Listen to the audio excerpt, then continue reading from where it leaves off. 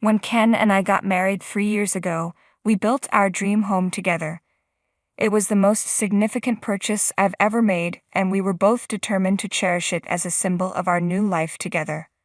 Our home was everything we had hoped for: the fresh scent of new construction, Ken's warm smile as he showed me around, and the spacious living room bathed in morning sunlight streaming through large windows. We had always dreamed of creating a space where we could truly relax and enjoy each other's company. I was particularly involved in the design details, from the built-in kitchen to the placement of the windows. On sunny Sunday afternoons, the light through the windows was just perfect, and Ken and I would unwind and take naps in that lovely glow. Brewing coffee in the kitchen filled the house with its comforting aroma, marking my moments of pure happiness. But achieving these blissful moments came at a cost. It took a lot of hard work to afford the mortgage, and I took pride in our ability to manage it. Ken shared that pride, of course. However, just a month after we moved in, I received an unexpected call from my mother-in-law, Pam, who lived separately from us. "You and Ken have finished building your home, right?" she'd asked. "Now that it's done, I'd like to move in with you. Living alone in this rundown place is taking a toll on my health." Pam is single and relies on welfare, and while we hadn't been very close, my interactions with her had been brief and mostly limited to pre-marriage greetings. This request was challenging. As newlyweds, it was difficult for me to imagine suddenly sharing our new home with Pam. "I understand, Anna. I know how challenging it would be for you to have my mother living with us, so I'll speak to her and let her know that we can't accommodate her request. Thank you for understanding." Fortunately, Ken has always been considerate of my feelings and truly understands me. He firmly turned down Pam's request to move in with us. However, 2 years later, when Ken and I had our first baby, Pam saw another opportunity and brought up the idea once more. "Isn't it tough to manage the baby and housework on your own?" she'd asked. "If I moved in with you, I would definitely help with both. It's a great opportunity for me, so please consider letting me live with you. Taking care of a newborn and managing household chores is indeed demanding, and I would appreciate any help we could get. Plus, since I plan to return to work eventually, having additional support would be beneficial." "What do you think?" I asked Ken. "It might be helpful to have someone assist us." Ken agreed that having extra help could be a good idea, provided that Pam followed through on her promise. When I finally agreed to let Pam move in, I made it clear that her help with the baby and housework was a condition. Pam was thrilled and took her responsibilities seriously. She managed the baby and the chores diligently, offering to handle tasks like laundry and looking after the baby while I was out. "Okay, I'll take care of the laundry and fold the clothes," she said. "Thank you," I replied. "And while you're out for groceries, I'll look after the baby," she continued. "Oh, who's a good boy?" "You are," Pam cooed to the baby. Her support was a relief, and I was grateful for her help. I honestly didn't expect Pam to be so helpful, and I felt a bit guilty for underestimating her.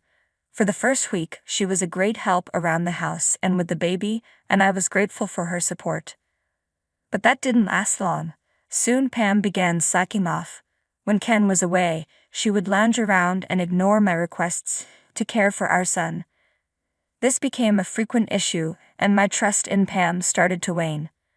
Her commitment to household chores quickly diminished, and I could no longer rely on her to look after the baby or manage the housework. I decided it was time to address the situation with her.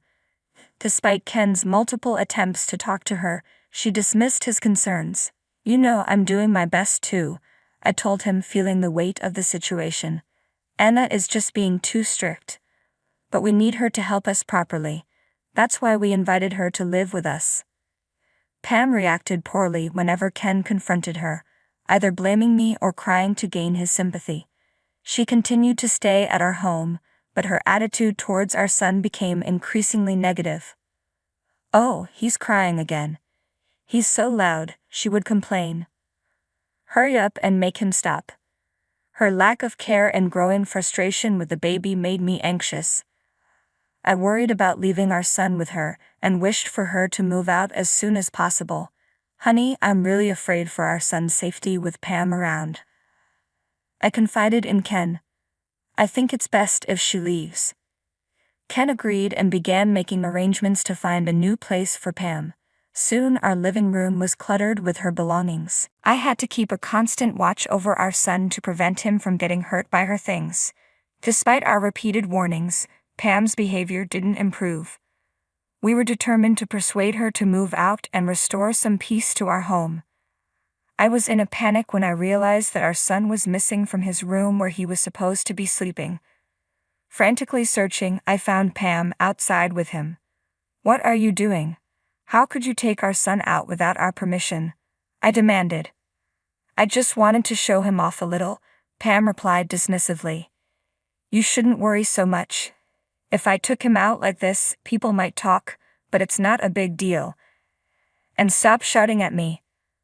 I was stunned that Pam had taken our son without informing me and seemed completely unapologetic. Instead, she became defensive. Ken and I were both furious, and we decided to ask Pam to leave our home immediately. It had been a year since that incident. Our son had turned 1 and was starting to walk. Then tragically, my husband was involved in an accident on his way home from work and passed away unexpectedly. I was devastated and lost for words, grappling with the sudden loss of Ken and the uncertainty of how to care for our young son alone. At Ken's funeral, my grief was overwhelming. Couldn't stop crying. In the midst of this heart attack, Pam approached me. "Hello, long time no see, Anna," she said, her tone strangely casual. I never imagined we'd see each other again under these circumstances. "Oh, Pam," I said, struggling to keep my emotions in check. I could only imagine the depth of Pam's grief, having lost her own son. The pain of losing Ken was immense, and I knew I needed to be strong for him. "It's just so sudden," managed to say through my tears. "Indeed," Pam replied. "Since the family house now belongs to my son, I assume I'll be getting it right. And could you also leave the furniture?" I was taken aback. It felt incredibly inappropriate for Pam to bring up the house and its contents at a time like this.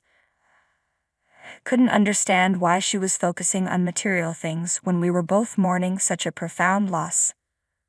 "What are you talking about?" I'd asked, bewildered.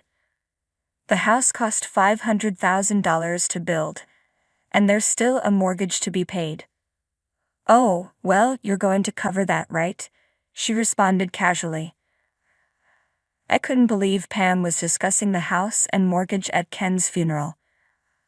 "I'm not sure I want to talk about this right now," I said, trying to remain composed. "We're here to remember Ken."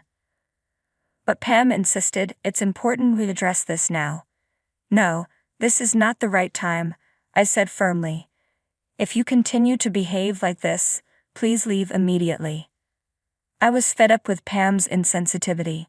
We were at Ken's funeral, and it was unacceptable for her to be so focused on property issues while we were grieving. When I firmly told Pam to leave, she fell silent and walked away.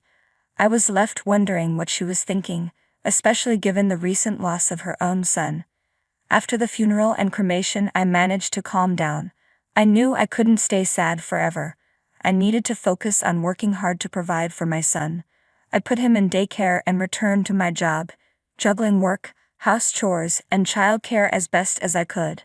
One day, after picking up my son from daycare, I was shocked to find all my belongings piled up in a dumpster near the entrance of my home. My clothes, desk, and work items were all thrown together in a huge heap. "What is going on here?" I demanded. Upon closer inspection, I noticed that some of my more valuable items, expensive clothes, accessories, the TV, and the large fridge, hadn't been discarded but were still there. As I tried to make sense of the situation, a mover approached me and began discussing a fee. Confused, I asked what this was about. "Oh, great timing," the mover said. "Well, you live here, right? The cost of the move is..." It quickly became clear that Pam had hired the mover. The realization left me stunned and frustrated. What is Pam trying to do? Is she in my house right now? I had to enter, but the front door wouldn't open. Panic set in as I realized Pam might have changed the locks.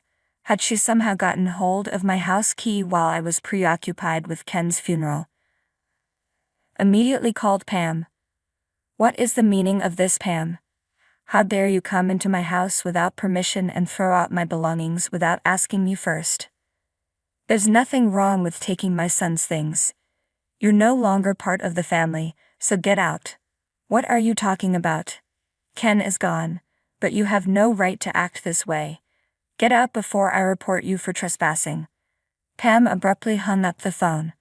I was infuriated by her selfishness and knew I had to find a way to reclaim my house.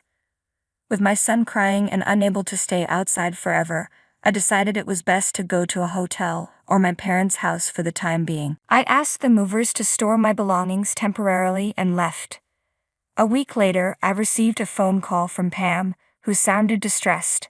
Hey, the police are here and it looks like they're trying to make me leave the house. Please do something about it. I couldn't believe she had the audacity to call me for help after evicting me. Pam's selfishness was overwhelming. I'm sorry, but I'm not your family anymore, I replied. We've gone through a post-mortem divorce settlement. I can't assist you. Pam's behavior was appalling, and I was determined to sort things out and get my house back. What do you mean by post-mortem divorce? Pam asked, puzzled.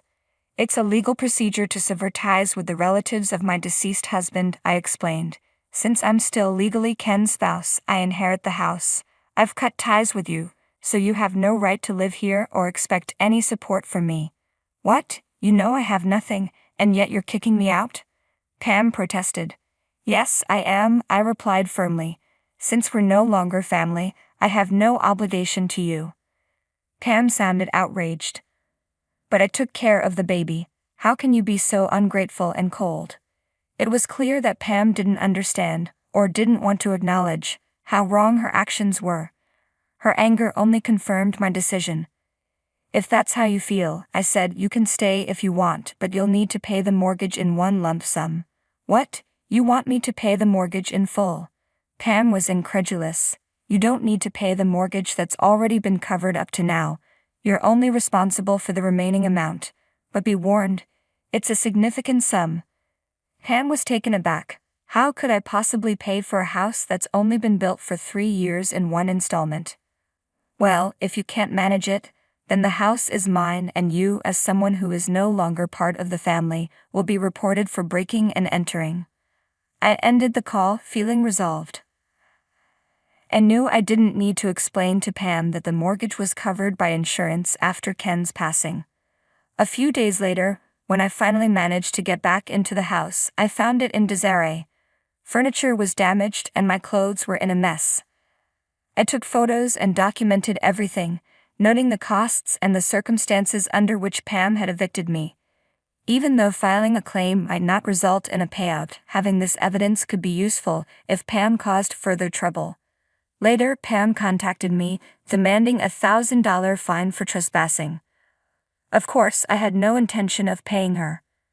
I ignored Pam's request. How could she not see that I was the victim in all of this? There was no way I would pay her any money. 3 years later, Pam's inability to pay her fines led to her being found guilty of malicious actions, resulting in a 3-year prison sentence. Once her sentence was served, Pam reached out to me. Please, I'm in serious trouble. I have nowhere to go and don't know what to do, she pleaded. She seemed to be using a payphone as her calls were frequently cut off, likely due to lack of funds.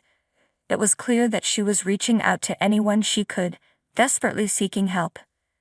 The apartment my husband had rented for her was long gone, and the family home Ken and I built had been sold, as I had feared Pam might return.